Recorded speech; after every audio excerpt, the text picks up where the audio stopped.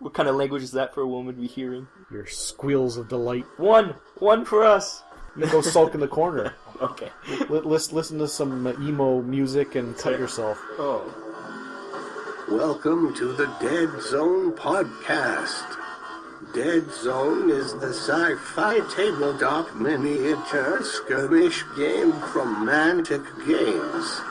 And now, here are your hosts, Rob Harper and Jack Pike. And I am your announcer, William Randolph Wintergreen. Welcome to the 19th episode of Deadzone the podcast. In this episode, we have lots of news, pictures, lots of hobbying we've done, and a review. As always, you can go to deadzonegame.podbean.com to see all the pictures we're checking out. Now on to the show. Welcome to the 19th episode of Deadzone the podcast for late July. Welcome back, everyone. My name is Jack. And I'm Rob. And this is the 19th episode. Who would have thought we would have made it this far? That's right. Legally allowed to drink in Canada. Nice. You'll have to wait for the 21st episode, you Americans. Then you can join us. That's right. Unless we buy stuff for you, you know what I was saying? Creepy. Dial the creep fest down a little bit. Just you're up here. You're at John Wayne Gacy. We need you down here. Maybe like just a regular clown. No, clowns are evil. Anyway, on with the show. So what's on the agenda for today? What do we got? Lots of news. Lots of news. Lots of news. And we've done some projects. You actually did a project. And yeah. I did a project. And we also have a review. We do. Well, let's get to her. Let's knock this thing out of here. So first, we'd like to discuss that Deadzone Wave 2 is the Kickstarter is shipping theoretically, and it's going to start July 28th for non-new faction orders. So if you ordered Forge Fathers Asterion, it's going to be a little later. It's going to be August, beginning of September by the time they actually ship out. So it's a little later than even we expected, but still, it's coming. So that's the good news. We have a nice picture of a new picture Mantic released of the Asterions, showing their ciphers. They're neat looking. You've not liked them as much as I, but no, it's not that I don't like them. It's just not my deal. I like the paint job on those, the black and yellow. They've got, they're nice. I'm not gonna knock them. They're nice. And here's a shot of the hard sprue for the Forge Fathers. They did just showing what's on each sprue. A lot of hammers, a lot of heads. Hammers, heads, a couple guns. That's hard plastic for the Forge Fathers. But they did have some trouble with the hard plastic for the Enforcers. So the Peacekeeper Enforcers are delayed until October. Once again, I don't get any Enforcers. So you got shafted again. And we also have a picture of the hard sprue for the Enforcers. What's this going to look like eventually? Now, I hope you have gotten a sternly worded, very, very pointed letter. Dear Mantic. Enough people did that, don't worry. Believe me, there was enough bitching. I didn't have to. Okay. But I'm getting other things anyways. I'm getting it's just the hard plastic ones. I'm still getting all the, I'm getting my, Howlet, my hero, and other things. Oh, Striders. So that's cool. Oh. Title tied me over. A Strider. Yeah, I was going to say, you got Sergeant Howlet. Big deal. But no, if you got a Strider, after that, it's all gravy after you get a Strider. Yeah. I'm looking forward to busting those things out. You can check out our new article on Beast of War. It's all about mechs, so it'll be up there sometime discussing how much Striders are cool. And there's also, Mantic also has a new website that's, they call it Mission Control. It's showing all the Kickstarter, when everything's shipping, and schedules, trying to keep people as much as they can in a loop. That's really thoughtful. Yeah, that's the thing. Like, people complain that Mantic's behind, but compared to some companies, like Robotech RPG Tactics was supposed to come out in December last year. It's still not out, and it's not going to ship before Gen Con, which is in August. And people are flipping out because they're going to be selling them at Gen Con. So they're angry. And rightfully so. But Mantic has tried everything. Like, they are selling their destroyed battle zones and things like that, which we were supposed to get before anybody. But other than that, all the miniatures and stuff, they're holding back for us. So. Well, that Mission Control, we'll have a link on the website if you want to scroll down and take a look and get up-to-date information. Yep, deadzonegame.podbean.com. Check it out. And also the Incursion, Deadzone Incursion book about the Forge Fathers and Asterions and new rules has been released to Kickstarter backers digitally. So we looked at that, which is good. Yeah, I took a gander at that. Some new rules and stuff. We also have a great picture of the that Mantic put over the copper plates, the copper molds for the Forge Fathers. It's kind of cool to see the actual molds for the actual guys. Hey, look, it's neat. It looks like almost like a baking set. This is all the bits of Forge Fathers. Yeah, I'm trying to see, like... That looks like their heads and the tops of their bodies, I think. And their arms, maybe? Yeah, it's hard to tell what it actually is. I think these are... Yeah, it's hard to tell. It's neat to see them, though. But certainly the Chinese writing behind there probably hints as to where the production is taking place. Everything made of plastics made in China, that's for damn sure. Well... We also had a letter from Community Pat. Ah, good. I'm glad. I know that he does listen, which is nice.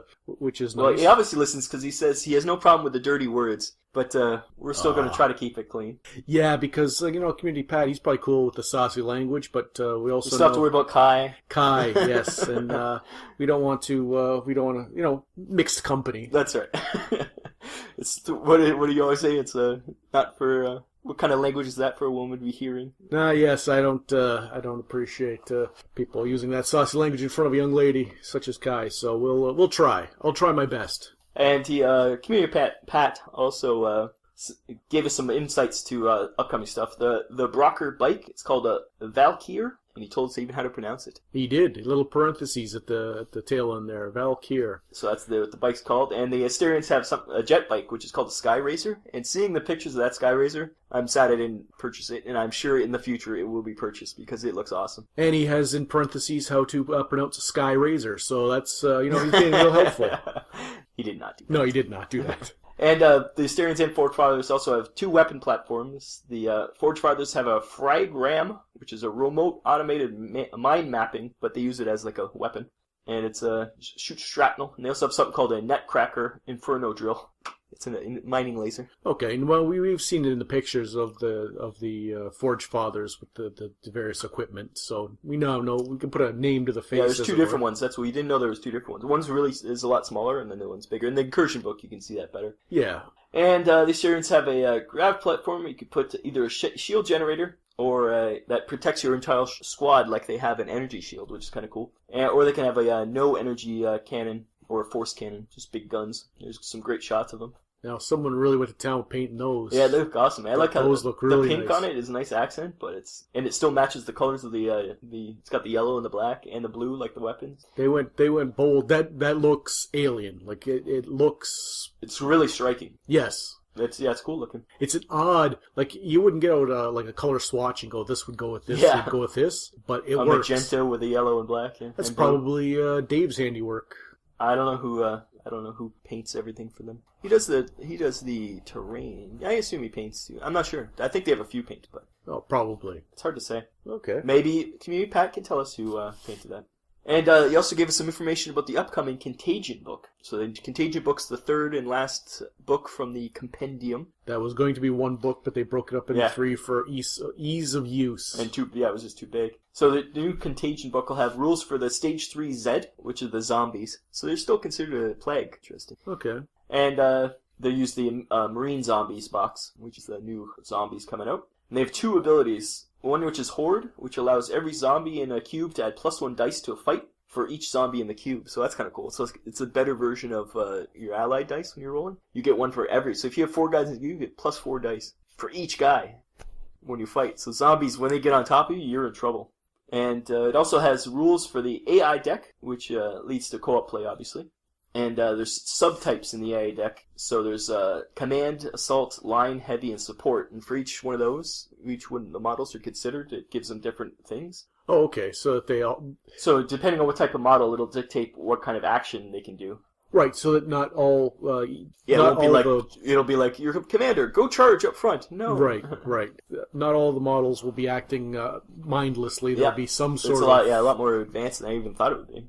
And there's a list of requirements, so you go through the list, so it's like a heavy will try to shoot, and then it'll evade, and if it can't evade, then it'll move, and if it can move and fire if possible, and if not, then it'll just Overwatch. So it gives you like, oh, can it do this? No. Okay, can it do this? Yes, you do that one in a order of priority. Yeah. So they want the certain models to act a certain way, but barring that, it then has a plan B. It's kind of cool. And a plan C. And I can't wait to get our hands on the A decks. That'll be fun. Yeah. Well, because we've been able to keep playing and mixing it up, and we've kept adding. We started without the mercenaries and all that stuff. Yeah. We've really been able to grow, but I think the AI deck's going to really change the next things level. up. Yeah.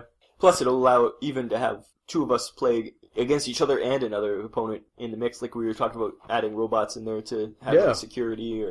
And we actually pronounced Jotun correctly. The vehicle from last episode. Oh. We actually pronounced something correctly. Well, how do you know you just pronounced it correctly now? What if you've just I remember. said it differently than when you did it? Jotun. Yeah, Jotun. It's only because Jotunheim. It's Thor comics. Thor comics coming back to save me. Okay, well, it's good. We got one in the win column there. One for us.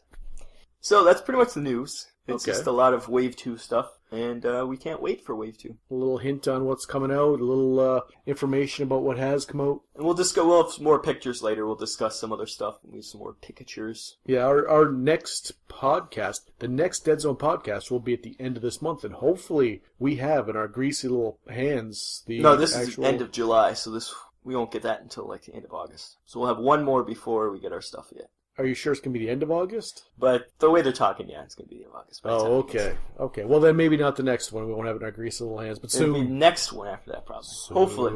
We believe. You'll know when we get it. There'll be unboxings. Pre-unboxings. Yes. Yeah, pre-unboxings. Hey, we're going to do an unboxing episode. Oh, really? How come all these boxes are open, Rob? How come all these miniatures are assembled and painted? I couldn't wait. Your squeals of delight will It's a alert me noise. to the mail.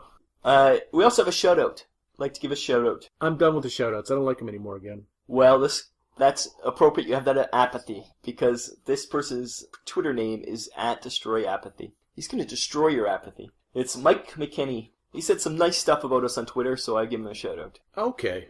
Now, what is it that he said? I don't remember, but it was nice stuff. I don't remember. Okay. Well, we have so much nice stuff said about us. So he's earned himself a in my eyes, he earned himself a shout-out for something he may or may not have said at some distant time. Okay. See, I'm starting to see the shout-outs are starting to go back to the way they were, and I'm not having it. Hey, you can look for people to shout out to all you want. I do. And you've never given one out? Never. I have stringent rules. I'm very strict. Nobody's passed your test yet? No one's passed the muster yet.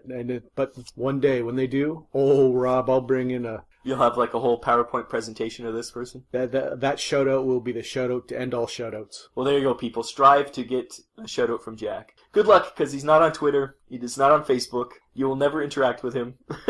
Which makes it tough, but when you if you can find him. That's right.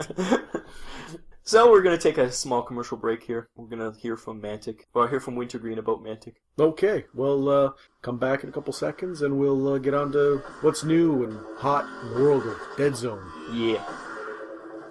You have been listening to the Deadzone podcast with your hosts Jack Fike and Rob Harper. Deadzone is the tabletop game from Mantic Games. Please visit them at manticgames.com. And we be back.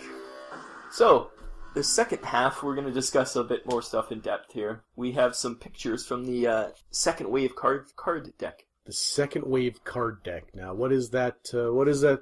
So it's all the Mercenaries cards, and named characters like Sergeant Howlett, Edict Primera, and Bajarn Starnafall. Now these are now the official stats. We've had working stats before. These aren't all of them. These are just a few that Mantic has released. But yeah, right. Gives us an idea. We've had the beta rules. Now these are pictures, and we're looking now at pictures of the cards that these are official now. Yep, we got some heroes, I'd like to call them, because they're not necessarily mercenaries. Because personally, Edic, Pomera, he only works for the Rebs. That So, means he's a hero. He's not a freaking mercenary. He's a rebel hero. The other guy, he works for anybody but Asterion, so I would say he was a mercenary.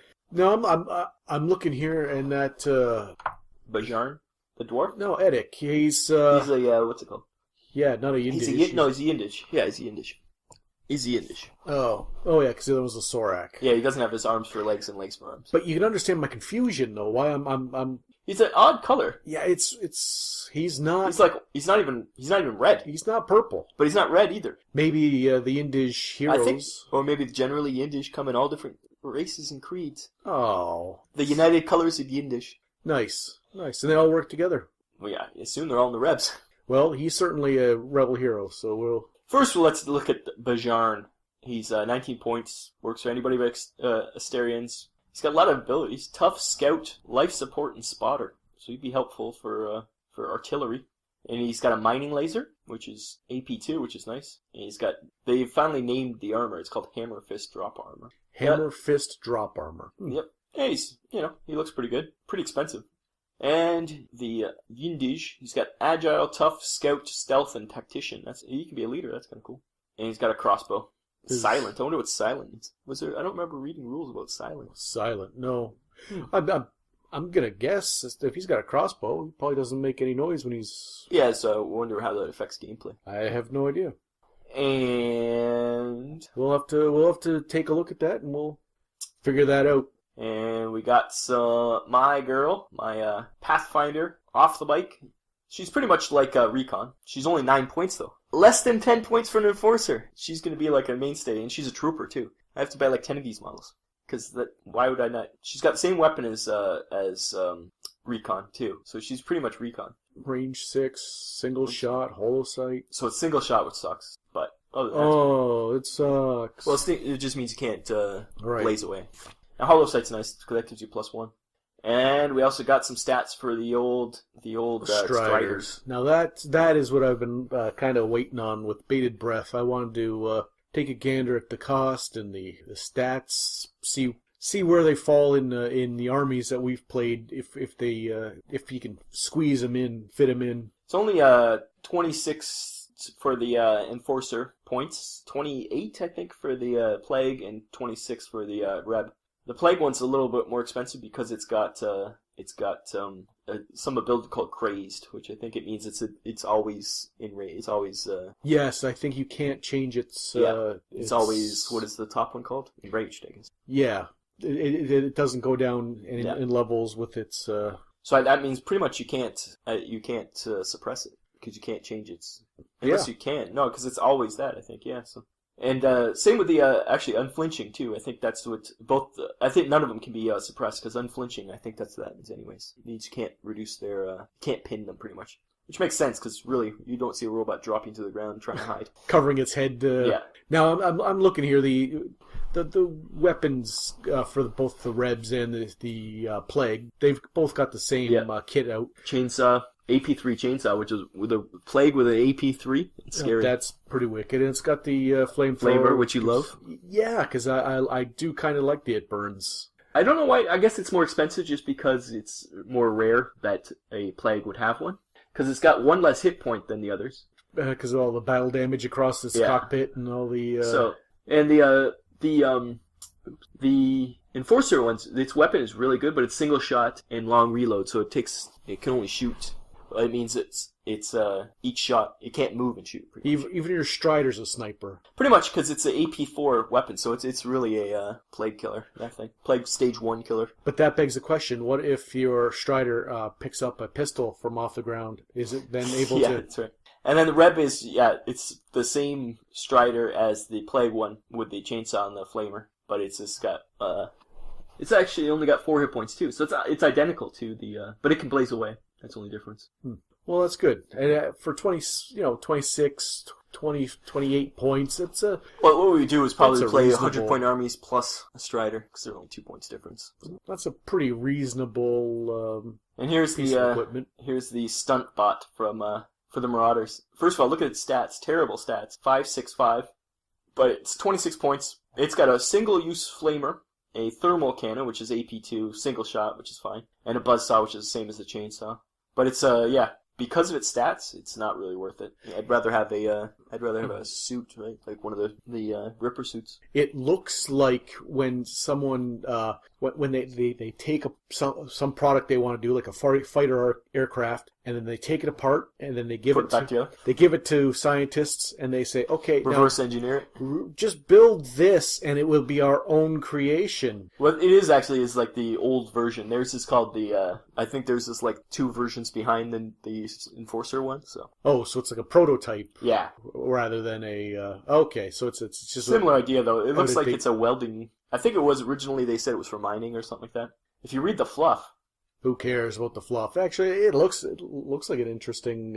It's beautiful looking. And if stats aside, if you want to take one out for a spin, it's a nice looking mech. Like they're all cool looking. They all have their own. Other than the at least the picture on the card, the Rebs have like a neckerchief. In the another picture I saw, it's on their groin. It looks like they were wearing a loincloth. Yeah, we'll see what they come for accoutrement. Yeah.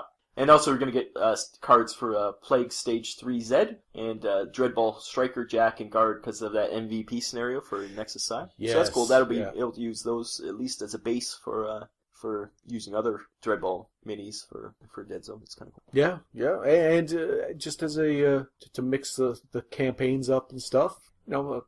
The MVP, I don't know if it's going to be escorting missions or anything like that. Yeah, I think it's going to be escorting missions. Yeah. It'll be something else, something new to try. I don't think we've the game hasn't gotten stale by any stretch of imagination. Well, we haven't played.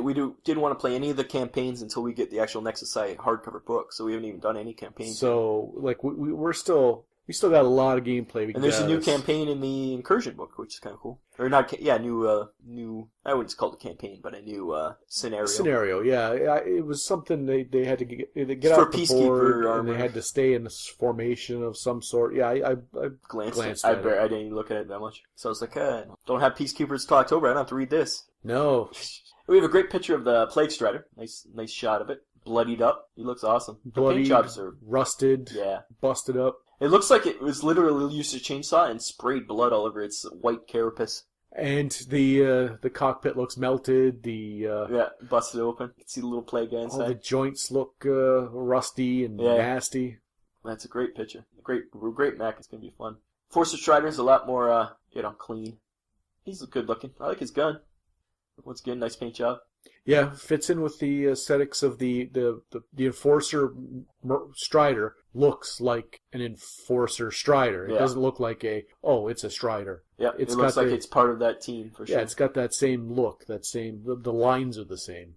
And here's a shot of the Marauder, one with his canopy open. Oh, and look at the little guy inside. Yeah, little goblin inside. If go to the website and follow along with us, and you're gonna be able to follow along, look at the pictures we're looking at, or check us out on YouTube too. Deadzone the podcast on YouTube, and that the pictures pop right up. You can't help but to see what we're looking at, and that is an adorable liquid goblin stuffed inside that suit of armor. Look at him. He's not prancing. Don't get me wrong. No, but he's definitely cool. I like his little goggles. He's got goggles on, little like an aviator cap. Great paint job on his mouth and like shading on his face. Like, you imagine how small that is? Well, his hands on the controls and stuff. Great job. Yeah, it's a good job. I like how it's all chipped up too, the paint job. Yeah. Rusty, look at dripping rust on it. I can't imagine, like, they must have a light box that they're taking these pictures with. Oh, they're pros, obviously. But the amount of detail that he picked up with that camera that they did for painting is astounding. It's astounding. Even scratches, look at the scratches, and it's a really good job. So, we'll have another quick ad here for Iron Watch magazine. Check it out online for free. Man, you can't beat that price. I say that in the ad. Oh, you did that ad? Kind of thought so. We will now take a moment for an important message. Do you like Mantic games? Do you want to read about your favorite games in a monthly magazine? Have we got the offer for you? Iron Watch Magazine. Iron Watch brings you the latest news, articles, and short stories taking place in the Mantic universe. Dreadball, Kings of War, Deadzone, Warpath. You want it? They got it. Ironwatch.wordpress.com. Get it now for the low price of free. You can't beat that at twice the price. That's ironwatch.wordpress.com. Download now.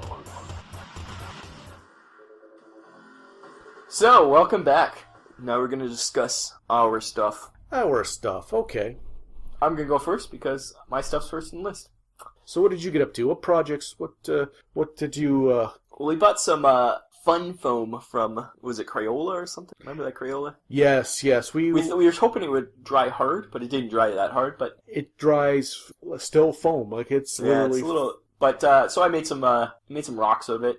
I think they turned out alright. I dry brushed them. We didn't know what to expect. We were going to experiment. I don't think for the applications that we were thinking... No, we wanted to make bases out of it and stuff like that. And you still can, but it's a lot more... it doesn't get hard enough. For what I had in mind, it doesn't get hard enough. It's still very flexible. And it doesn't really take detail well either because it's foamy. It's light, but... It does make good rocks and craters. Yeah. So, take it for what it's worth. And it was cheap. Yeah. So I still have a bag of this stuff, so I'll see what I can get up to with it. I haven't done... Make, like, spires. Spires. And also, as I discussed before, I got Sedition Wars just to use the miniatures. So, now that I already made up some corporation guys, I decided to take the strain from Sedition Wars and turn them into some plagues. So I painted up some strain, got some pictures... I went for red, black. They look particularly gruesome. And I kind of did the opposite of Jack's, because Jack's all green, so mine are all red. And they are... So this is the one I made some new stats for them. They're going to be more plague dogs, and so look at those things. They look like dogs, stage 2 dogs. And more of just stage 3s without weapons. I like how their pants turned out. And we have some more pictures.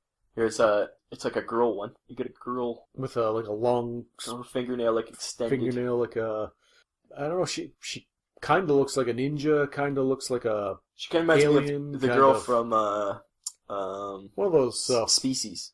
Oh, Natasha Henstridge. Yes. I was thinking, well, one of those fighting games. Yeah, that mid-90s. She kind of got the look, the top knot.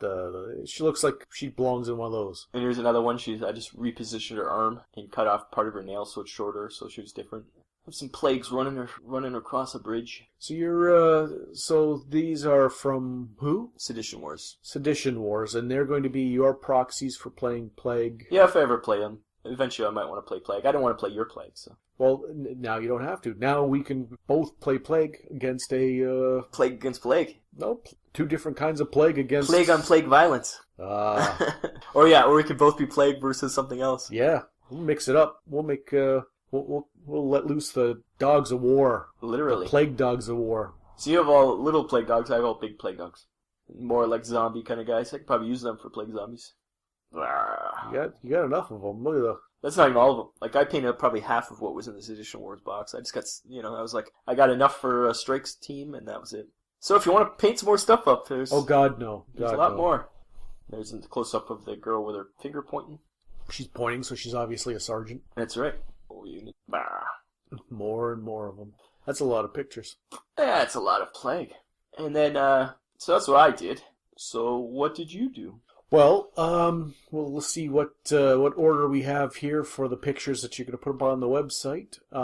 Could be any order. Okay, well, the first thing I did was the raptor I painted... Since we had another raptor. We discussed this before. From the crazy box that you had brought over. So what I did was I painted a raptor. I went with a kind of a greenish...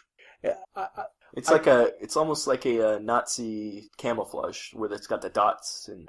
I did. I cammed it up. I made it as without being too stock camouflage. I went with something I thought would be a little.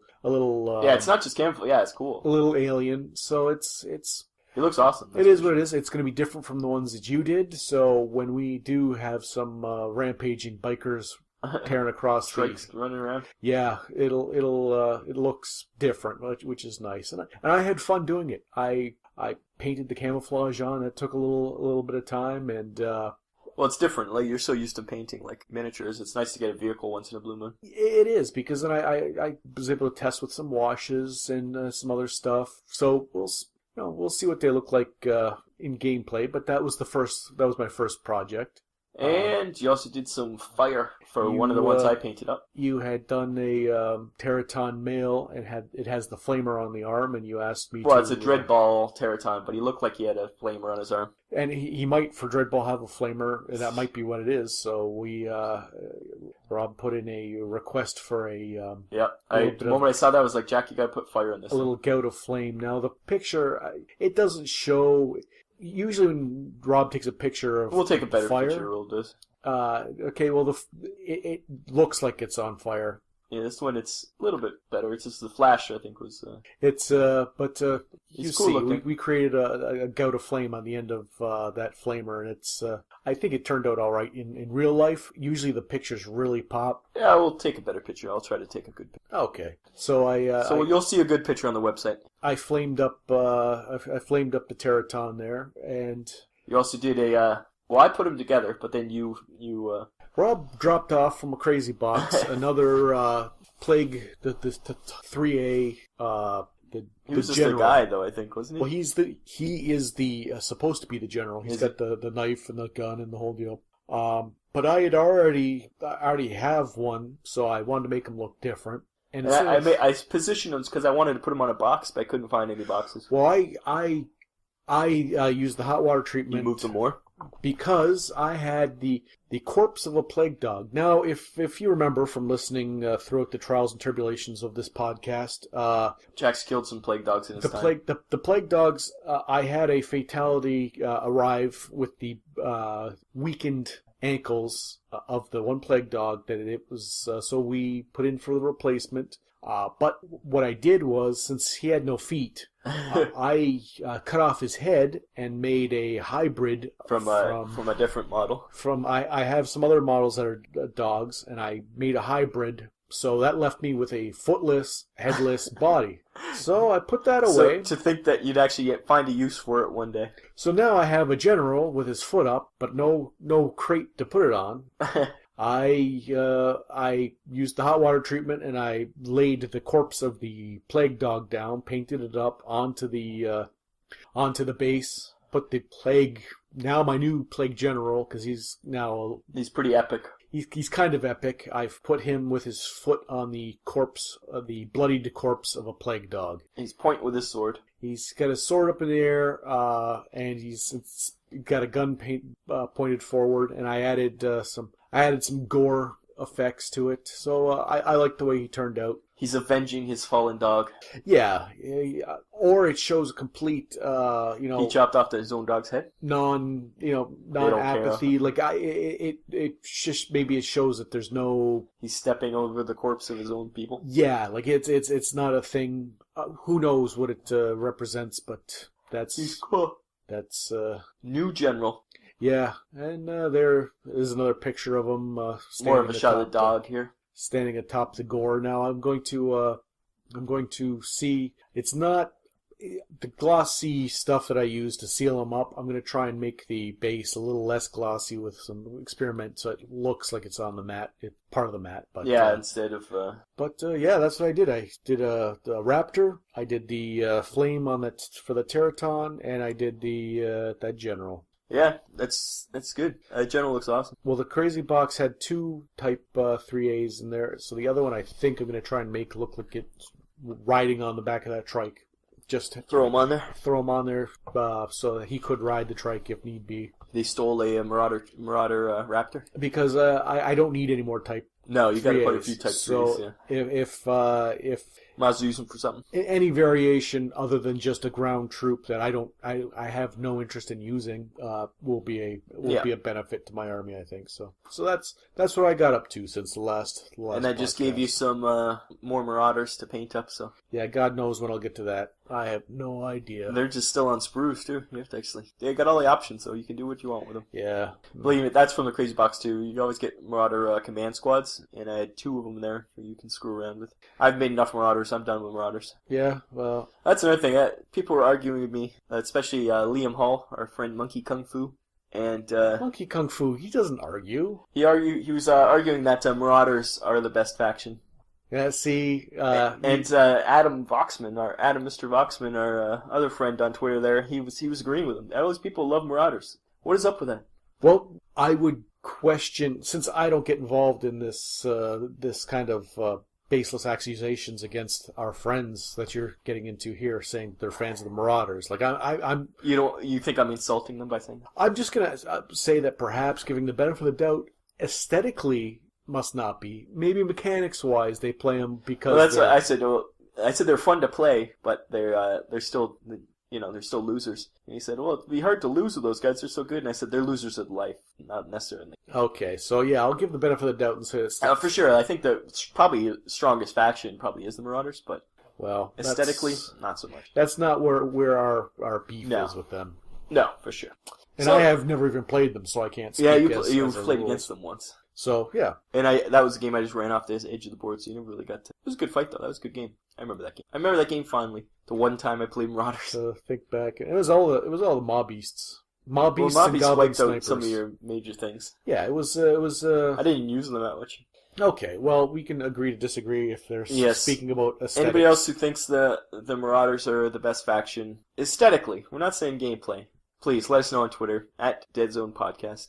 Because it sounds like you might need some mental help. Because Adam, he's not just like we. Well, Adam just got into Deadzone. He just bought everything for Deadzone, so he'll have to play some. He went crazy, and there was a sale on Mantic, which it's because of the World Cup. They had some great sales they were doing, so there was like 30% off one time. He went in. He got Wow. some Deadzone. Well, Mr. Voxman, once you get a couple games under your belt and you see how it is, and whatever, we'll have to have you on this show, and Yeah, we'll see how it goes. We'll discuss. We'll talk. We'll have a crossover. Speaking of Adam, his Strike Zone Dreadball show is our next ad. Oh, look at that segue. It was almost like we planned it, But we didn't. because we don't plan anything, believe us. Believe you me. There's no planning involved here. None whatsoever. Off the seat of our pants and such and things.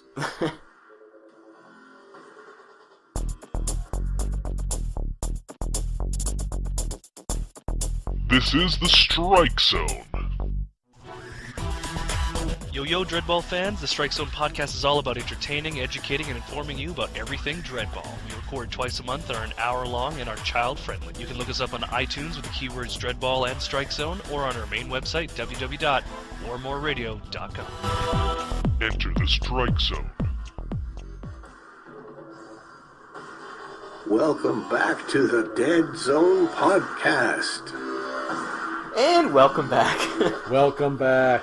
Okay, well, what's next? We got Our last segment today will be a review. a review. Okay, well, Wintergreen, give us the old review lead-in. It is now time for product reviews.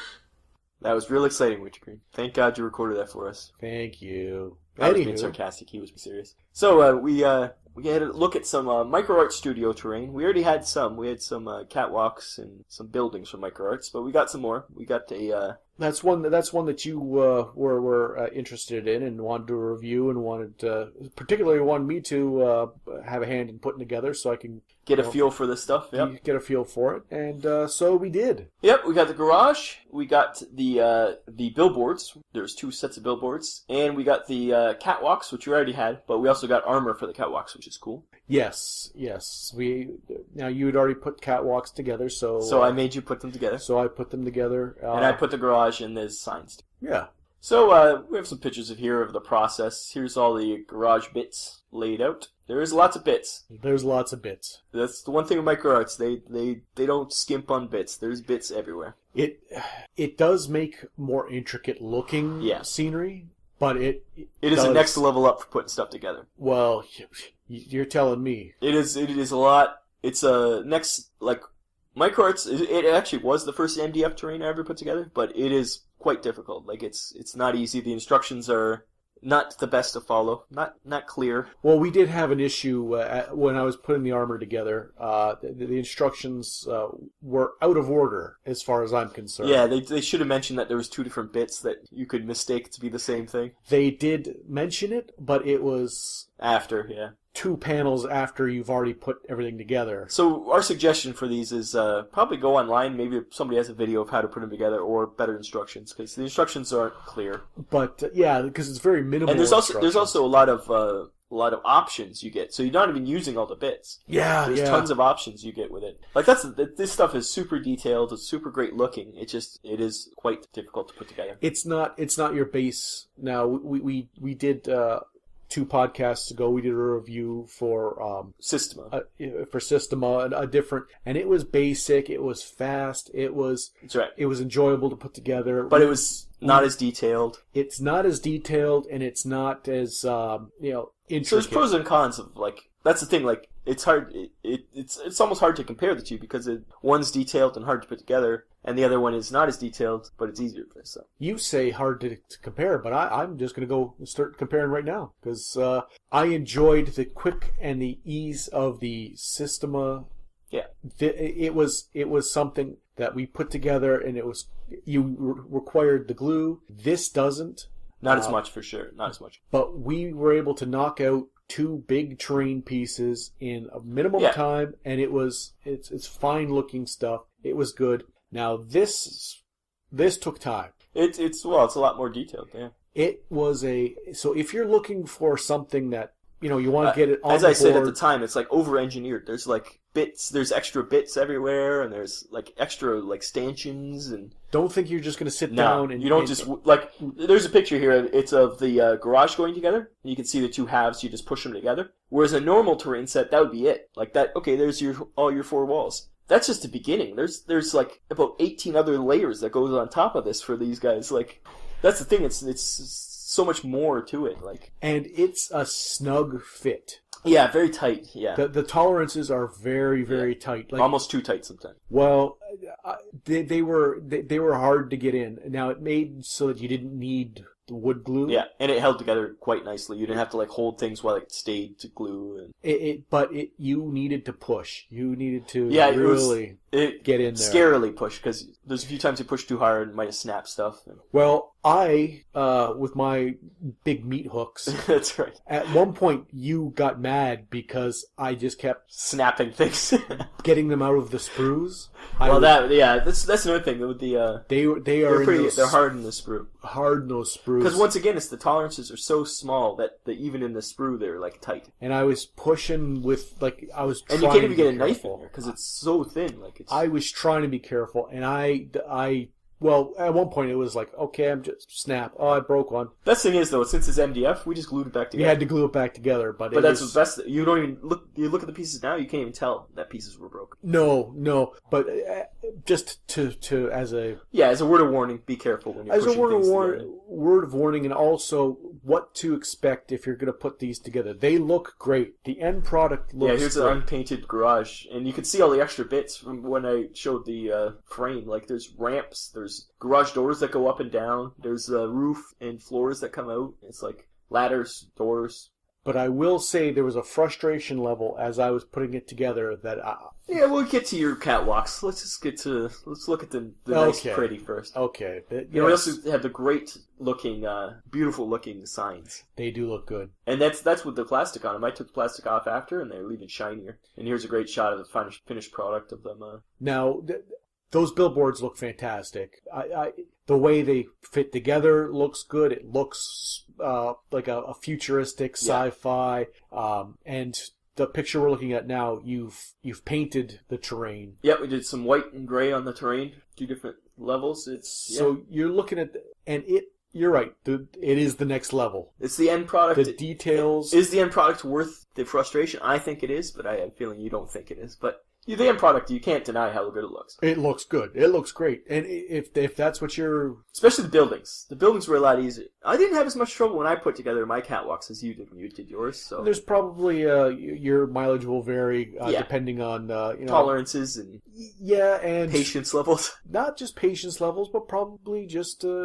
Because here you can see a shot of Jack working away here, and you can see all the bits, and this is not even all of it. This is just the beginning of the catwalks. Yes, that's a picture of with the instructions there, and it's a lot of stuff. There's a lot of little pieces, and again, the instructions were a little sketchy, but I didn't have problems with the catwalks. No, you did pretty good for those. It's intuitive once you break out the different pieces, put them together. Now, the one thing about the catwalks was one of the sprues has something called the pusher tool. Yeah. And it pops out and it's got That a thing's little useful. nib. You will need that tool. We burned that tool out. Yeah, you've like worn it down to a nub. By the time I was done with the count, because There's every little, you can see in the picture, every little grate, all those little holes, they actually have things in them. and you can see them scattered all over. They're everywhere. all over the drop cloth there. Because again, I'm sure you were vacuuming them up for like a week. it's the details Yeah. that they put into it. Yeah, you could have done a smooth level or even Right. just like an etched, but no, they actually dug through it. They dug through it, and it's if you're looking for something that looks different and it looks finished, it makes for a finished look. But I had that pusher tool going to Yeah. town because you have to knock out hundreds of these little holes. And again, it takes time. And the armor was fiddly because there's 3 different pieces to all of them, and then there's different shapes, and then the different braces there's 2 different types of braces, and The armor, like the catwalk, was fine. It takes time. It does take time. A lot more time than you know. yeah, it's a lot more delicate work. As you can see by just how thin the empty is in places. But then I got to the armor. Now the armor, like you said, each armor shielding bit has 3 distinct pieces, which I think they probably could have. But that's another thing I was saying to their detail. They could have gotten away with all being the same piece. Yes, and, But their detail is so high that each individual piece is slightly different shape. and fits differently Yep. and looks different, And it's amazing how it fits together, too. etched differently. Once again, though, when it's finished, it looks so amazing. It does, but it takes Yeah. time, and you have to separate each piece, and you have to know each piece. Yeah. You have to That's the know thing. the difference. The key to this success of this stuff is to separate everything out and make sure each thing is in the right pile, and then know that there is different pieces. And if you're going to purchase the armor plating, which when you see the end result, I wouldn't blame you if you do. No, it's awesome, man. because it looks fantastic. There are armor plates that go down the stairs Yeah. at an angle, and there's armor plates that go across And the there's 2 catwalk different itself. widths, too, of the ones across. And there's 2 different widths of the ones that go across. It tells you, oh, by the way, there's 2 different clips that hook onto the backs of the armors, Yeah. angled for the stairs or for the catwalk. But they don't mention that until too late. They mentioned, oh, there's an A and there's a B, and here's how to tell the difference, after they've already told you to Put this together. to put Yeah. all of the catwalk ones together. So Yeah, let's just say there was some unassembling and then reassembling. there was some involved. unassembling. Skip ahead, see what the difference between the 2 are, separate them out from each other. Yeah, make sure you have every piece separated, because some Save they yourself- look very similar. They're not very similar. There's a little tooth that Yeah. sticks out on one that's not on the other. They look identical otherwise. Yep, but One's for the angle for the stairs, one's for the catwalk. Just do the yourself end a result, I favor. think, is amazing. That armor looks so cool. Yeah, it looks really good. It's the detail. So if you're looking for something that looks detailed and Yeah, it's in a great cover because it's little holes you can poke your head out. but again, don't think you're just going to slap this together. No, and it's be definitely playing. not a. We did it one day, and it probably isn't a 1-day job. I think we clocked in at 6 hours for both of Yeah, us to it put was- this together. It was a long, but it's like model making, right? Like you don't think this is just putting some terrain together. This is really building a model. The way that the pieces go together, and it is literally building like a 3D puzzle almost. Now, you asked me if I thought that it was worth the time and energy for the end product. Yeah, For me, yeah.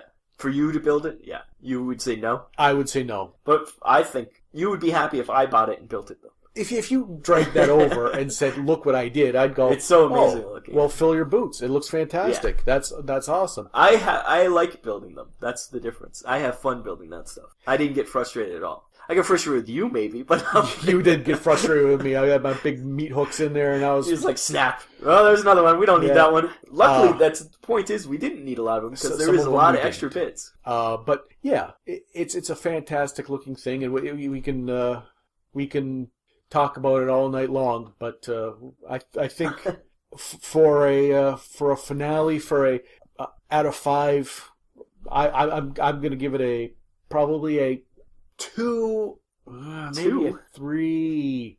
Because it does look good at the end. At the end, it does look good. You throw a coat of paint on it, it takes the paint. Yeah, and it looks like armor. Like, it's great. Maybe, yeah. I'm going to go a 3 generals standing on a dead plague dogs out of 5. And I give 4 snipers out of 5 for sure, at least, to shoot that general. Because, yeah, at least that. Because the end result is amazing. Like, just be aware when you buy this stuff that it's going to be a lot of work. That's all. Going in, I think we were kind of spoiled by Systema's Ease. Systema, and that was like the week before we built the Systema one, and then the next week we built this one, and it's a different animal. It's different levels. It's like when you get model kits and it says level 1, and then there's like level 6. This is the Systema's like a level 1. This is a level 6. Like we skipped the middle ground, you know, like yeah, there's a much higher skill range difference in this one. With the Systema, we could have built what we built. We could have filled a full but board. But it's a lot like there's probably about a tenth of the pieces. Like that's the thing, right? Like, and if that's what you're looking for, that's the thing. Like, if you're looking, I think the MicroArts, and they're both kits. Both are the helipad and all the stuff we got from MicroArts are both the same price. So yeah. If you're looking to get a big setup right off the hop and with an ease and get going and playing, this battle, the Systema. Yeah, it'll get you there quicker, but this, I think, will look better.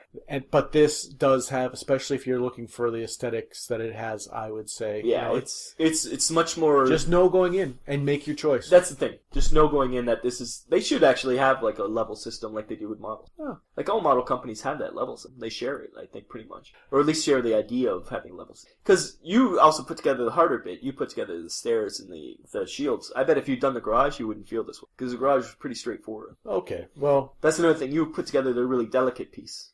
Not my forte. No. In hindsight, it was a wrong decision to give you that to put together. I just wanted to put together the garage because I never. Hey, Frankenstein, here. Put together the most delicate and fragile of the kits. Okay. Yeah. So, okay. But it looks amazing, and you'll be seeing it in our battle reports because we're going to be using this. We will be doing a battle report, and I think we're going to be doing a board with just the two products we've reviewed so far. We also have some Bandwa stuff that we've had from before, which we painted up, which look cool. But I think we're just going to do the 2 that we've done. We'll just do one with just that stuff, yeah. Just that stuff, so you can see it in action. We'll come back. We'll address what we liked, what we didn't like, and because I think actually another thing is the MicroArt stuff. I think it'll be better to play on. The other stuff's too open. We'll see. We'll definitely see. We'll let you know. We'll come back to it. But MicroArts is a great company, and they're great models. It's just, it's hard to put together. Yeah. And knowing what you're getting into is the most important. And it's enjoyable. Part. It's just know that you're going to go into it. And then we're going to do another review, maybe not next. Well, we should do it. We should do it next podcast. Because all of a sudden we're going to have a bunch of other stuff. Yeah, we're probably going to look at some Secret War bases next time. Secret War bases, yes. Because we did the Sedition War bases, and we kind of got into interest in doing basing instead of just having our clear bases like we usually do. And now I've raved about Secret Weapons, their washes. Yeah, you love their paints. And I wanted to do a review of that, but you can always discuss that. I've already sung their praises. You can discuss that in our review of the Secret War bases. You can mention it. I will. Hey, we'll give you some bases. You can use your washes on them. There you go. So I was the one who went, hey, Secret Wars, let's do the washes, but I've already sung the praises of the washes. If you ask me, they're fantastic. So we're gonna do the bases, and we're gonna see. We'll check them out. So maybe next podcast that'll be our next review. Yep, we'll probably get that in there. Other than that, I think that might be it for us this week. Well, this has been a action-packed, a jam-packed. A lot of news. Yeah, a lot of news that is not great, but I can wait till October. Yes, you did get a bad news. It's only Peacekeeper. I'm actually not that interested in the Peacekeepers. I'm much more interested in the Pathfinder on the bike and off the bike, and the Striders. The Strider. And you've got proxies now, so your Peacekeepers will... The Peacekeeper and the big armors, they're probably going to be too expensive to use anyways. Like, I assume they're going to be more... They're probably going to be more than Enforcers. We won't know until October. But I'm sure... Well, no, we'll know when we get the cards for them. We'll have the cards in August. So, you got proxies. Anywho, well, thank you for listening, everyone. We've wasted your time once again. We've enjoyed... What? Oh, that was just being a downer. Hey, Debbie Downer. How about I wrap this up? You can go sulk in the corner. Okay. Listen to some emo music and cut yourself. Oh. Anywho, we've enjoyed bringing it to you, and please, if you want to get in contact with us, listen to the end of the broadcast here. We give you that information. Let us know what you think, what you want to hear, what you've enjoyed hearing, and we will be back in 2 weeks to inform and delight you again. Thank you for listening. This has been the Deadzone Podcast. My name is Jack. I'm Rob. Wintergreen, play us out. Here is your host, Rob, to tell you how to contact us here at the Deadzone Podcast. Thank you, Wintergreen. You can listen to us on our website, deadzonegame.podbean.com. You can email us at deadzonepodcast@gmail.com, and you can follow us on Twitter at deadzonepodcast. Thank you for listening to the podcast. Join us next time for some more of the Deadzone Podcast. So, you're listening to the Deadzone Podcast, and if you find us funny and you enjoy our sense of humor and you think that you'd like a little more entertainment, please visit us at Villain Old Time Radio. Found where, Rob? VinlandOldTimeRadio.podbean.com. It's where the funny lives.